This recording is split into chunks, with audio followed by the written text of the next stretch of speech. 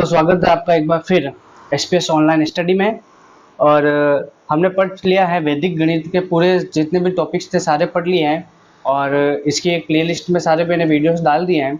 और आज अपना तीसरा चैप्टर ले रहे हैं अपन। पहले इससे पहले दूसरा चैप्टर आपका रियल नंबर से वो अपन बाद में लेंगे, लेकिन अभी पहले अपन तीसरा चैप्टर लेते हैं जो है आपका बहुपद। बहुपद जिसको इंग्लिश में हम बोल सकते हैं पॉलिनोमिनल्स। अब देखिए बहुपद होता क्या है ना। इसके अंदर देखो सबसे पहले आपको चीज पता चाहिए चर और अचर क्या होता है। ठीक है, इस चर और अचर में क्या फर्क होता है। चर के अंदर जो भी जितने भी अल्फाबेट्स होंगे उससे डिनोट किया जाएगा, और यहाँ पे जो आएंगे वो सारे क्या आएंगे, आपके नंबर्स आएंगे। ठीक है, ये एक कांस्टेंट रहेगा। ठीक है, ये हमेशा क्या रहेगा, कांस्टेंट रहेगा। अचर हमेशा क्या रहते हैं, कांस्टेंट रहते हैं। अल्फाबेट्स जैसे कि अपन किसी को मानते हैं ना, लेट्स कि एक्स मान लो या बी मान लो, ए मान लो, सी मान लो, जेड मान लो, वाई मान लो, यानी कि इसका वैल्यू कुछ भी हो सकता है ना। तो ये जितने भी आएंगे ये सब क्या आएंगे, आपके चर आएंगे, अल्फाबेट्स। ठीक है, इसके मान कुछ भी हो सकते हैं, अलग अलग वैल्यूज हो सकती है। एक्स की अलग अलग वैल्यूज हो सकती है, बी की अलग वैल्यू हो सकती है, ए की अलग वैल्यू हो सकती है ना। तो इस तरह से हो सकता है। अब देखिए सबसे पहले अपन लीनियर इक्वेशन जैसे जिसको बोलते हैं, है ना।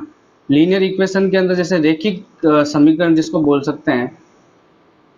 अब रेखिक समीकरण क्या होता है, जिसके अंदर कोई घात ना हो, है ना। जैसे कि ए एक्स प्लस बी, तो ये आपका क्या है, एक तरह से रेखिक समीकरण है ना। इस रेखिक समीकरण के किसी प्रकार की कोई घात नहीं आती है। इसके बाद आता है कि द्विघातीय समीकरण। अब द्विघातीय समीकरण में क्या होता है, जैसे A X square plus B X plus C.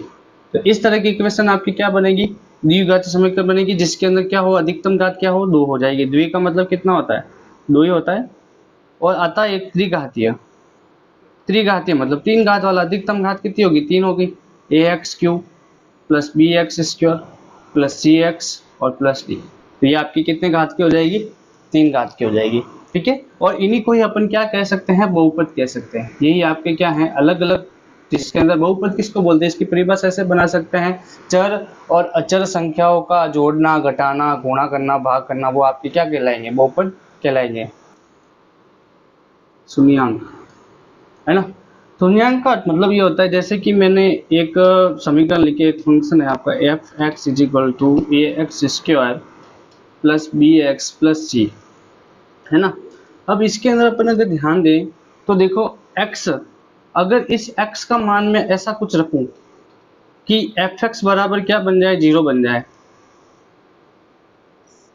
x का ऐसा मान जिससे एफ एक्स बराबर 0 बन जाए, तो यही मान आपका क्या कहलाएगा, शून्यांक कहलाएगा। क्या कहलाएगा, शून्यांक कहलाएगा।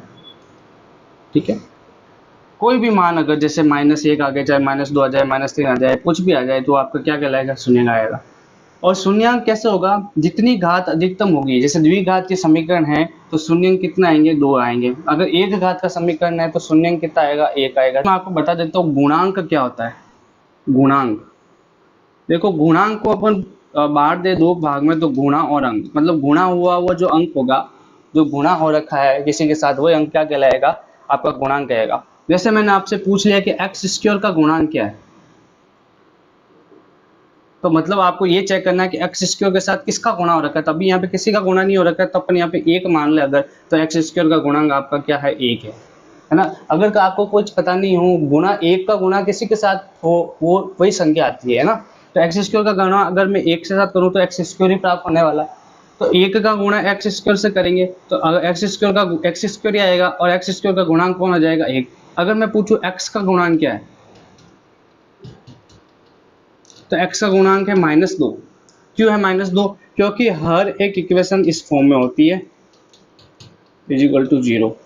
ठीक है, तो a का मान क्या होगा, ये b का मान -2, c का मान -1, और इसका गुणांक भी कितना होगा, -2 हो जाएगा।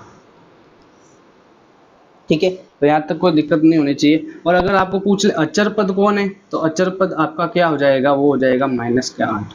ये आपका अचर पद हो जाएगा। तो अब देखिए ध्यान दो, अब अपन को करना है इसके शून्यांक ज्ञात करना है। तो कैसे ज्ञात करेंगे, तो सबसे पहले आपको एक्स स्क्वायर लिखना है, और यहाँ पे जो चिन्ह आएगा वो चिन्ह यहाँ पे लगा देना है। अब देखो यहाँ पे 1 है, अब देखो इसका गुणा इससे करो, एक का गुणा 8 से तो कितना आएगा, देखो -8, ये प्लस का है और ये माइनस का, कितना आया -8। अब आपको इसके ऐसे टुकड़े करने हैं कि गुणा करने पर तो -8 आए, और जोड़ने या घटाने पे जो भी आप संख्या ले रहे हो तो आपके पास क्या आना चाहिए, -2 आना चाहिए। तो अगर मैं यहाँ पे एक कोष्टक बना लेता हूँ, है ना, कोष्टक बना लेता हूँ, तो मैं क्या कर सकता हूँ, इस दो को, इस माइनस को तो बाहर ले लिया, ये दो कैसे कैसे आ सकता है, देखो 6 - 4 करने पर भी आ सकता है, 4 - 2 करने पर भी आ सकता है, 3 - 1 करने पर भी आ सकता है ना, और जैसे 7 - 4 7 - 5 करने पर भी आ सकता है। बहुत सारे तरीके दो लाने के, है ना, लेकिन क्या इन दोनों का गुणा करने पर भी क्या -8 आ रहा है, तो ये भी आपको चेक करना जरूरी है। तो देखो ध्यान दो, 6 × 4 करने पर तो कितना आ रहा है आपका 24, 3 × 1 करने पर आपका आ रहा है ये -24, और ये माइनस का 1 प्लस का 3, ये करने पर आ रहा है -3, और ये करने पर आपका क्या आ रहा है का 35, और ये करने पर आपके क्या आएगा -8 आएगा कि नहीं आएगा, 8 आएगा कि नहीं आएगा। ये आप माइनस मत सोचो अभी, तो आप सोच लो हाँ भाई मेरे 8 आ रहा है ना। तो इस 4 में से आप यहाँ 2 घटा दो और यहाँ x लिख दो वापस ये वाला। इस 4 - 2 को क्या मैं 2 ही तो लिख सकता हूँ, और ये हो जाएगा -8 बराबर कितना हो जाएगा आपका 0। अब देखिए ध्यान दें, एक्स स्क्वायर माइनस, अब देखो कभी भी कोई कोष्टक में हो और बाहर अगर आपका कोई निशान हो, तो अगर मैं माइनस का गुणा है तो ये गुणा माइनस का इससे भी होगा, ये गुणा इससे भी होगा। यहाँ पे अगर मैं 1 मान लूँ सपोज, तो इस -1 का गुणा इससे भी होगा, और -1 का गुणा इस -2 से भी होगा। तो जब -1 का गुणा 4 से करोगा तो हो जाएगा -4, और क्या आएगा ये x, ठीक है। और ये माइनस का गुणा जब इससे होगा तो माइनस माइनस प्लस का, और कितना हो जाएगा 2x, और -8 = 0। अब देखो जब मैं इस छोटे प्लस वाले नंबर को जब बड़े माइनस वाले संख्या से घटाऊंगा तो हमेशा चिन्ह किसका आएगा, माइनस का। तो देखो माइनस का आ ही रहा है, और 4 में से 2 घटेगा तो कितना आएगा, 2 ही होएगा। अब देखिए ध्यान दें, अब यहाँ पे मेरे को लेना है क्या, कॉमन। क्या लेना है, कॉमन। उभयनिष्ठ संख्या क्या है, तो इस दोनों में उभयनिष्ठ आपको क्या दिख रहा है, कॉमन क्या दिख रहा है, x दिख रहा है, तो x बार आ जाएगा। अब कॉमन लेने का मतलब ये होता है, कॉमन लेने का मतलब क्या, अगर मैंने x कॉमन लिया तो x का भाग यहाँ भी देना है आपको, और x का भाग यहाँ भी देना है। तो जब x का भाग इसमें दोगे तो एक x और ये 2x है, तो कितने बच जाएंगे पीछे, एक x बच जाएगा, तो यहाँ x लिख दोगे, माइनस ये x से ये x कट जाएगा, कितना बच जाएगा 4, ठीक है। अगर मैंने यहाँ पे देखो क्या कॉमन ले सकता हूँ, x तो ले नहीं सकता क्यों, x इसमें नहीं है, इसमें है। 2 ले सकता हूँ, तो 2 अगर मैंने यहाँ से कॉमन लिया तो 2 का भाग यहाँ भी होगा और 2 का भाग यहाँ होगा, 2 से 2 कट जाएगा, कितना बच जाएगा x, माइनस 2 का भाग इसमें दोगे कितना बचेगा 4, ये हो जाएगा 4, ये बराबर किसके हो जाएगा 0 के। अब देखिए ध्यान दें, इसमें से वापस ये कॉमन आ रहा है x-4, तो जब मैं x-4 कॉमन ले लूंगा तो इससे बचेगा x+4, तो ये बाहर आ जाएगा, और पीछे कौन बच जाएगा, x+2 बच जाएगा, बराबर क्या हो जाएगा 0। अब देखो दो समीकरण बन गए, एक तो ये, एक बार ये 0 के बराबर रखेंगे और एक बार ये 0 के बराबर रखेंगे। तो देखो x-4 बराबर 0 और x+2 बराबर 0, तो इसका मान आएगा x बराबर 4 और इसका मान आएगा x बराबर -2। यानी कि x के दो मान मिले हैं, और ये दो ही मान आपके क्या कहलाएंगे, शून्यांक कहलाएंगे। अब शून्यांक का मतलब क्या बोला था मैंने, कि अगर ये x के मान में इसमें रख दूं तो क्या 0 आ रहा है, तो हाँ बिल्कुल आएगा। तो देखिए ध्यान दो, f बराबर अगर मैंने रखा 4, तो देखो 4 का स्क्वायर 16, 4 का स्क्वायर 16 माइनस 4 इंटू कितना हो जाएगा 2, नहीं सॉरी 4 इंटू कितना होगा 2, मतलब 2 इंटू ये 4 है, ठीक है, और माइनस कितना है 8 है ये। तो देखो क्या होगा 16 -8 -8, 8 और 8 माइनस के 16, और 16 और 16 घट के कितना आ गया 0। तो आपका शून्यांक बिल्कुल सही है, ठीक है। और एक और है ये -2 बराबर, देखो -2 का जब स्क्वायर करोगे और यहाँ करोगे 2 इंटू -2, और ये -8 है ये हो जाएगा 4 माइनस के, ये कितना हो जाएंगे प्लस के 4, और ये हो जाएगा -8, और 8 - 8 बराबर 0। ये हो जाएगा आपका शून्यांक को ज्ञात करने का तरीका, शून्यांकों को चेक करने का तरीका। तो ये तो था आपका। अब देखो इसमें भी ट्विस्ट हो गया। तो ये जो चीज़ थी ये थी आपके 6, 7, 8 तक आप इसको चेक कर सकते थे इस तरह से। लेकिन अब 10th में आने के बाद ना आपका चेंज कर दिया। कैसे चेंज कर दिया, देखो ध्यान दो। अब आपको शून्यांकों को चेक ऐसे नहीं करना, आपको शून्यांकों को चेक कैसे करना है, अब देखो ध्यान दो, आपका 10th लेवल का शून्यांकों को चेक कैसे होगा। तो देखो शून्यांकों को चेक कैसे किया जाएगा। अब देखो इसको अगर मान लिया मैंने अल्फा, इसको मैंने क्या माना अल्फा, इसको मैंने माना बीटा, ठीक है।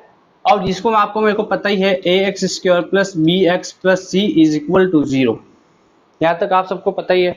अब देखिए ध्यान दें, शून्य, अब आपको कैसे चेक करना है, तो एक आपको दो सूत्र याद रखने पड़ेंगे। एक तो होगा शून्यांकों का योग, शून्यांकों का योग बराबर माइनस, माइनस क्या होगा एक्स का गुणांक, एक्स का गुणांक बटा एक्स स्क्वायर का गुणांक। यानी कि शून्यांकों का योग क्या होगा, अगर मैंने इसको अल्फा और इसको बीटा माना तो alpha plus beta is equal to minus x का गुणांक कौन है, एक्स का गुणांक कौन है, एक्स का गुणांक है बी, तो माइनस के बी अपॉन, और एक्स स्क्वायर का गुणांक कौन है, एक्स स्क्वायर का गुणांक कौन है ई। तो ये आपका पहला सूत्र बन जाएगा। दूसरा सूत्र आपको ये बनाना है कि शून्यांकों का गुणा, शून्यांकों का गुणा, ये हो जाएगा आपका माइनस, माइनस नहीं होगा यहाँ, माइनस नहीं होगा, ये होगा अचर पद, अचर पद बटा एक्स स्क्वायर का गुणांक। यानी शून्यांकों का गुणा का मतलब alpha into beta is equal to अचर पद कौन है सी अपॉन एक्स स्क्वायर का गुणांक कौन है ए। तो ये आपको दो सूत्र आपको याद रखना है।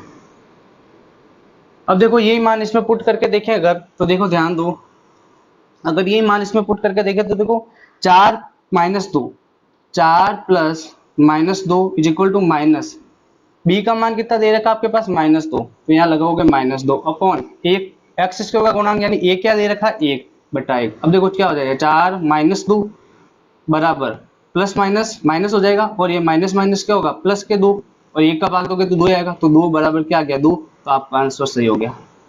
ठीक है, तो ये आपका 10th लेवल है ना, वो था 6 7 8 छोटी क्लास का लेवल। 10th लेवल में आपको ऐसे ही करना है, आपको शून्यांकों की जांच इस तरह से करनी है। और यहाँ देखो अगर, तो 4 इंटू ये कितना दे रखा है 4, और ये गुणा कितना दे रखा है -2 इज इक्वल टू कितना हो जाएगा, इक्वल टू में सी का मान कितना दे रखा है आपके पास -8 अपॉन ए का मान कितना दे रखा है 1, तो देखो क्या हो जाएगा -8 इज इक्वल टू -8। देखो दोनों जगह आपको क्या दिख रहा है सेम दिख रहा है, इधर भी बराबर आ रहा है, इधर भी बराबर आ रहा है, यानी कि अपने जो भी ये शून्यांक निकाले थे ये वाला और ये वाला दोनों क्या है सही है। तो परीक्षा में सवाल ऐसे ही पूछा जाएगा, आपको एक ऐसा समीकरण दे देगा कोई भी बना के, आपको बस पहले है ना, आपको अगर मेथड पता है तो आप कोई भी सवाल कर सकते हो, जरूरी नहीं है कि किताब का ही करो, आपको बस मेथड सीखना है।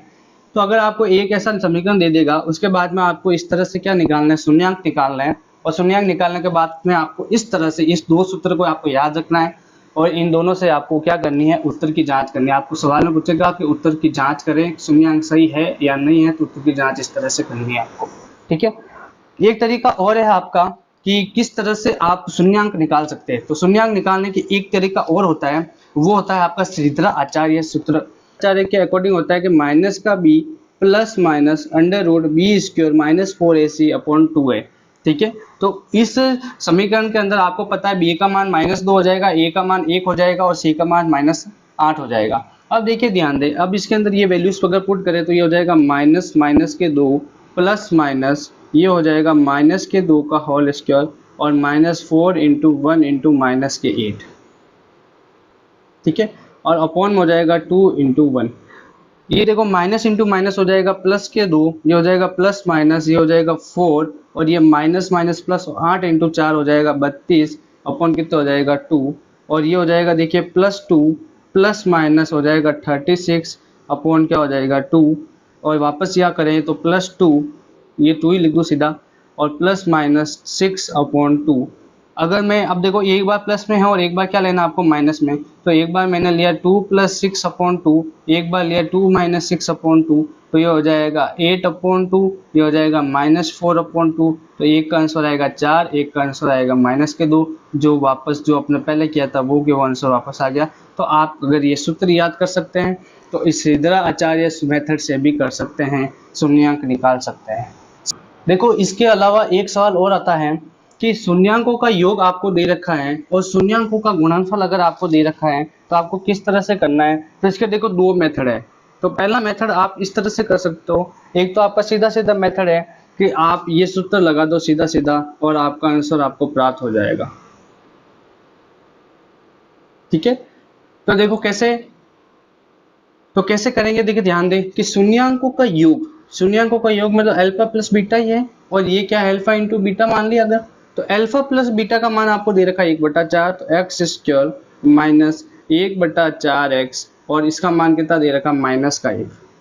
ठीक है, इसको जब सॉल्व करोगे एक्स स्क्वायर ये हो जाएगा x/4, ये हो जाएगा -1। अब यहाँ पे क्या ले लो, एलसीएम ले लो अगर, तो 4 एलसीएम आ जाएगा, तो ये हो जाएगा क्या, 4x² माइनस के x माइनस के 4 = 0 तो होता ही है। ठीक है, और इसका जब वज्र गुणा किया जाएगा तो आपके पास आंसर आ जाएगा 4x² माइनस x माइनस 4 बराबर 0, और ये आपका क्या बन जाएगा, समीकरण बन जाएगा। ठीक है, तो एक तो ये मेथड हो गया आपका। दूसरा मेथड ये है कि आपको पता है कि अल्फा प्लस बीटा बराबर होता है -b/a, और अल्फा इंटू बीटा बराबर होता है बराबर c/a। तो अल्फा प्लस बीटा आपको दे रखा है -b मतलब -b/a बराबर दे रखा है 1/4, और अल्फा और बीटा दे रखा आपको -1 मतलब c/1 बराबर -1/1 अगर मैं नीचे मान सकता हूँ। अब देखिए ध्यान दे, a का मान आपको दे रखा है कितना, 4, इसके अकॉर्डिंग a का मान 4, b का मान देखो कितना हो जाएगा, b का मान हो रहा है -1, यही हो रहा है ना, मतलब ये माइनस का b दे रखा है तो मैं इसको b बराबर -1 लिख सकता हूँ, और c का मान दे रखा -1। ठीक है, और इधर एक और a का मान दे रखा कितना, 1। अब देखो यहाँ a का मान 4 है और यहाँ a का मान 1 ही है, तो क्या मैं इस a के मान को 4 बना सकता हूँ, हाँ बना सकता हूँ। तो मैं अगर यहाँ से 4 से गुणा कर दूं तो a का मान 4 बन सकता है।